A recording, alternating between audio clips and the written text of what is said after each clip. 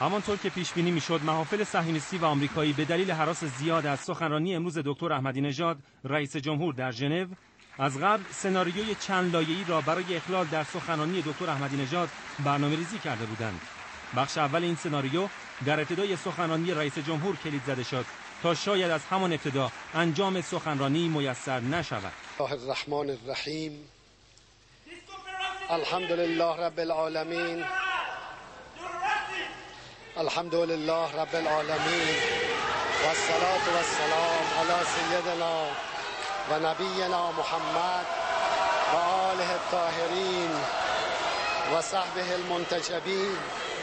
اللهم عجل لولیک الفرج و العافیة و النصر واجعلنا من خیر انصاره و اعوانه و المستشهدین بین یدیه.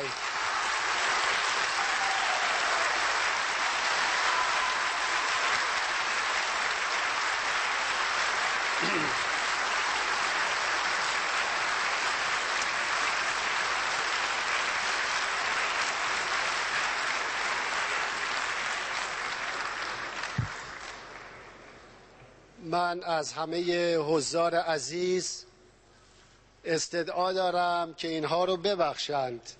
اینها بی اطلاع هستند.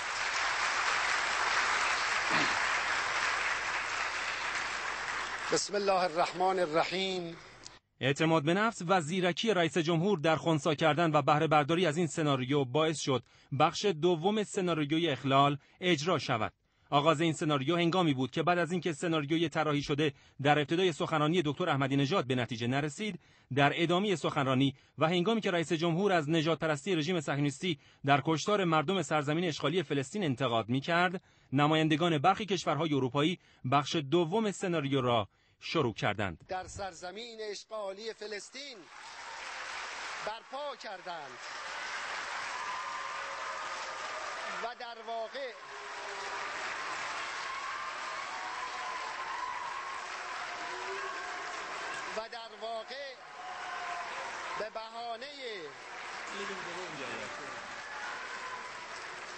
واقع به بهانه جبران صدمات نژادپرستی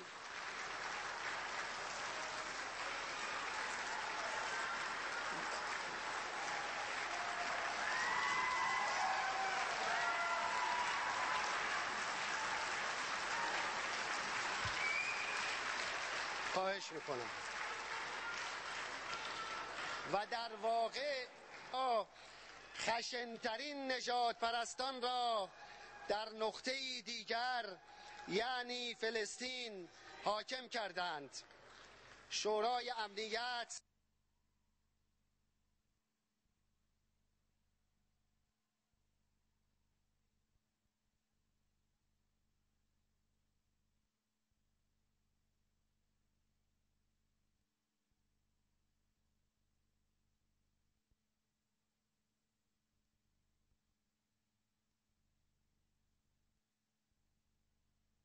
بعد از اینکه این بخش از سناریو هم با اعتماد به نفس رئیس جمهور و ادامه سخنرانی شکست خورد، بخش سوم و در واقع آخرین پرده از این سناریو با داد و فریاد هنگام سخنرانی دکتر احمدی نژاد شروع شد.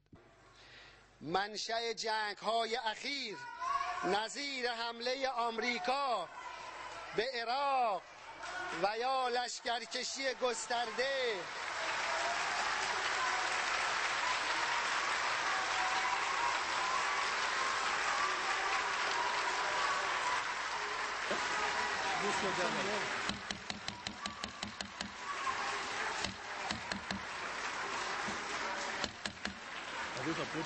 منشأ جنگ‌های اخیر نظیر حمله آمریکا به عراق یا لشکرکشی گسترده به افغانستان چه بوده است؟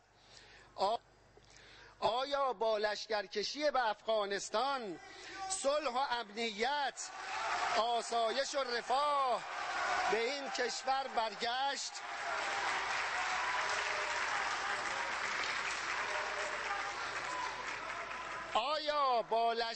وقتی این بخش از سناریوی اخلال هم به نتیجه نرسید، رئیس جمهور با همان اعتماد به نفس تا آخر سخنرانی خود را کامل کرد و در پایان با تشویق کم نظیر حضار مواجه شد. موفق و سربلند باشید.